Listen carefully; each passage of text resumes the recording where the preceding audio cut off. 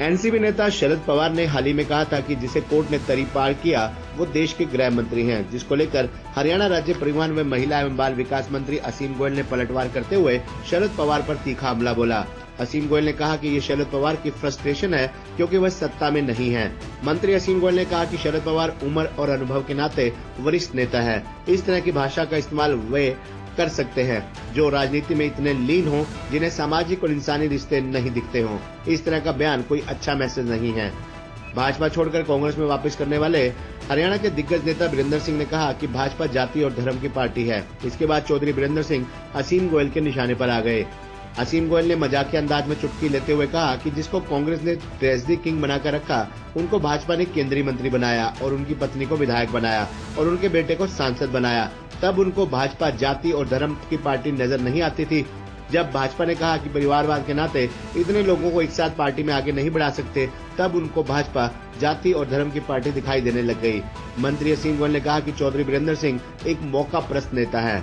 हाल ही में अम्बाला में कुमारी शैलजा के नेतृत्व में जन संदेश यात्रा का आयोजन किया गया था, जिसमें पोस्टरों में कांग्रेस के स्थानीय सांसद वरुण मुलाना की फोटो तक नजर नहीं आई। न ही सांसद वरुण चौधरी कार्यक्रम में पहुंचे, जिसको लेकर असीम गोयल ने चुटकी लेते हुए कहा कि कांग्रेस एक विचार की पार्टी नहीं है, ये तो व्यक्तियों का समूह है जो राजनीति की दुकान खोलकर बैठे हैं। किसकी दुकान में कितना सामान है वो तो एक सेल लगाने वाले की तरह है। इनकी समाज के प्रति कोई जिम्मेदारी नहीं है। ये तो गुट हैं और ये लोग ना तो अपनी पार्टी के और ना ही समाज का भला नहीं कर सकते। कांग्रेस इसी तरह खत्म हो जाएगी। पवार साहब उम्र के नाते भी और अनुभव के नाते भी इस देश के वरिष्ठतम नेताओं में से एक हैं और मेरा मानना है कि ऐसी जो भाषा का इस्तेमाल है वो केवल वही आदमी कर सकता है जो राजनीति के अंदर इतना लीन हो गया कि उसको एक इंसानी या सामाजिक रिश्ते नहीं दिखते। और ये कोई अच्छा मैसेज नहीं है।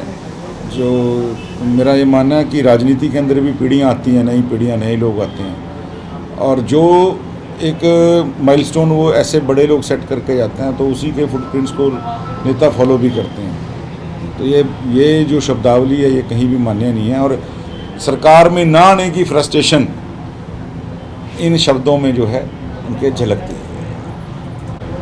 चौधरी साहब जिनको कांग्रेस ने ट्रेजडी किंग बना के रखा, भारतीय जनता पार्टी ने जब वो उनको केंद्रीय मंत्री बनाया, उनकी धर्मपत्नी विधायक थी, उनका बेटा सांसद था, तब तो भाजपा जाति और धर्म की पार्टी नहीं थी।